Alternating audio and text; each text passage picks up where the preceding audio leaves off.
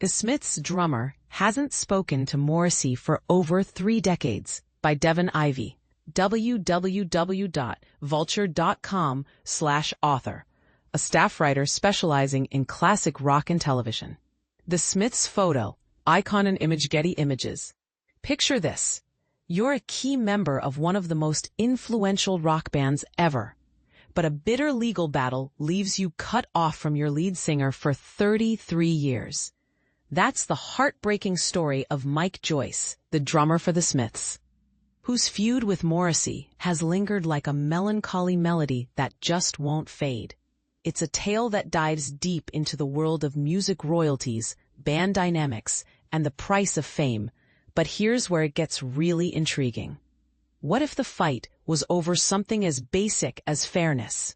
Stick around, because this saga is packed with twists that might make you rethink everything you know about rock and roll partnerships.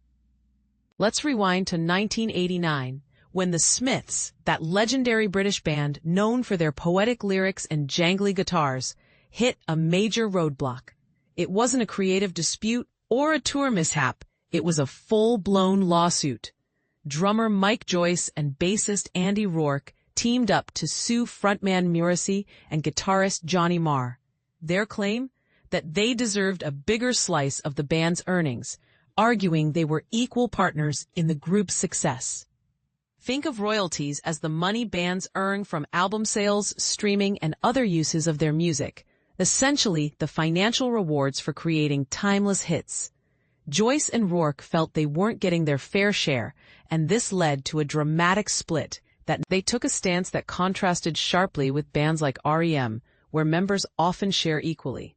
Instead, they contended that Joyce and Rourke weren't on the same level as creative equals. This perspective sparked years of legal wrangling. Eventually, Rourke chose to settle the matter quietly out of court, while Joyce fought on and emerged victorious in his trial. For beginners diving into music history, this highlights how band contracts can be tricky. Sometimes, not everything is spelled out clearly, leading to bitter disputes over who contributed what. Fast forward to a recent interview with The Guardian, https://November 03, Smiths drummer Mike Joyce Marr's actual interview with The Guardian, where Joyce, now a beloved radio DJ, opened up about his time in the Smiths and the lawsuit's lasting impact. He revealed he hasn't exchanged a single word with Morrissey since 1992. "I think it sounded like the Smiths because of the 4 of us," he reflected, explaining why he pursued the hi-hats, slang for the legal action, in court. He was driven by a desire for what he saw as rightfully his, and to ensure the truth about the band's contributions came out. Joyce's stance is straightforward. He wanted recognition and compensation for his role behind the drum kit. But here's the part most people miss: the emotional toll. Even today, some Morrissey fans relentlessly troll him online with hateful messages, like threats and insults. It's a stark reminder of how deep fandom can run, often blurring the lines between admiration for the music and personal attacks on band members. Yet, not all is lost in this fractured story. Joyce and Marr managed to reconcile, at least partially, at the memorial service for Andy Rourke, who tragically passed away in 2023 from pancreatic cancer.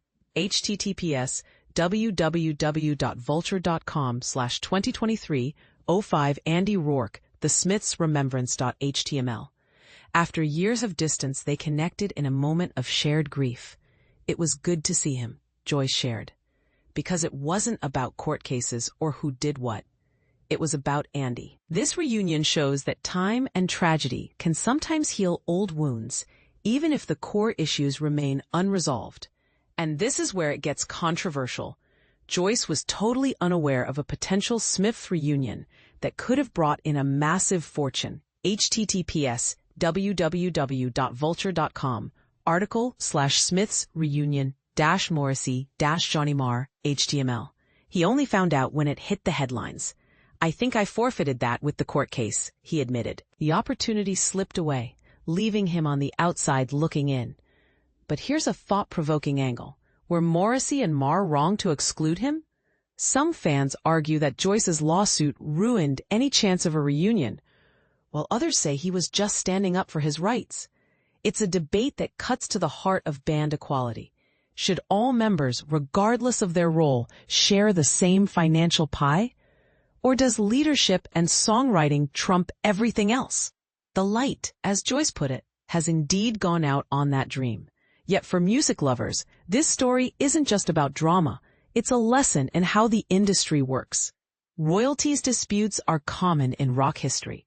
Consider how the Beatles' legal battles reshaped how bands handle money, or how Nirvana's Kurt Cobain's estate still navigates fan expectations.